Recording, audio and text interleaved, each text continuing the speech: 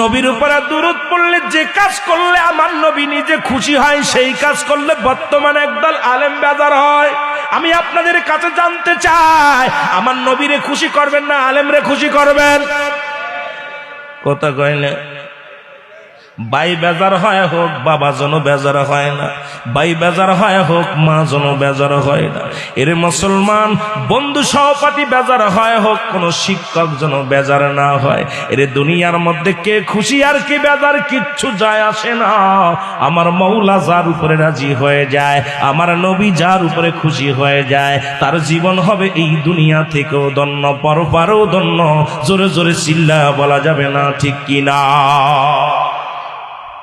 আমার ভাইয়েরা, আমার বন্ধুরা, আমার নবীর উপরে দুরূদ পড়লে ফেরেশতারা খুশি হয়। এক নম্বরে খুশি আমার আল্লাহ, দুই নম্বরে খুশি আমার নবী, তিন নম্বরে খুশি হলো ফেরেশতা।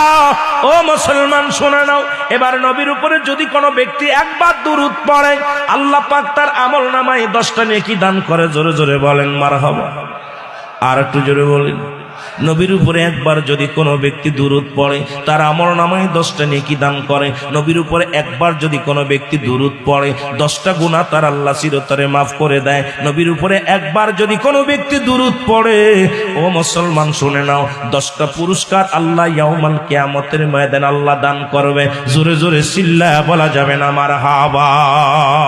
আর একটু জোরে চিল্লায়া বলেন মারহাবা। এ দুরূদি বন্ধু, আমাদের কিতাব না, দেওবন্দের কিতাব। যারা আজকে নবীর দুরূদকে ব্যঙ্গ করে মুফতি শফিক আহমেদের লেখা ফতোয়ায়ে দেওবন্দ, আমাদের কিতাব না, এটা হলো বাতিলদের কিতাব, যারা নবীর দুশমন, যারা নবীর দুরূদ পড়ে না। ফতোয়ায়ে দেওবন্দের প্রথম খণ্ড 33 নম্বর পৃষ্ঠা, মুফতি শফিক আহমেদের লেখা। বলতেছে রাসূলের উপরে দুরূদ ও সালাম পাঠ করা আহলে, আমার নবীজি বলছে, আহলে সুন্নাতুল জামাতের আকীদা হলো ওই নবীর শুকরিয়াতে নবীর উপরে দুরূদ পড়া মুস্তাহাব আমল। আমি বলবো না বাজান, নবীর উপরে দুরূদ পড়া জীবনে একবার পড়া ফরজ, কিন্তু বাজান আজকে মুস্তাহাব আমলগুলো নিয়ে এত বাড়াবাড়ি কেন?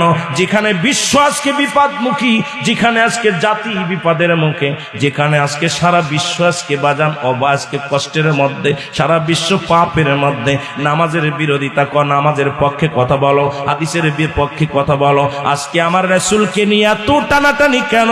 এটা ইহুদি খ্রিস্টানদের চক্রান্ত। আমরা মুসলমান বুঝতে পারি না, আমরা না বুঝিয়া আমার নবীর দুশমনি করি। এর চাইতে কপাল পোড়া মানুষ আর থাকতে পারে না। জোরে বলেন ঠিক কিনা? উনাদের কিতাব, আমাদের কিতাব না। এ দরদি বন্ধু শুনে না।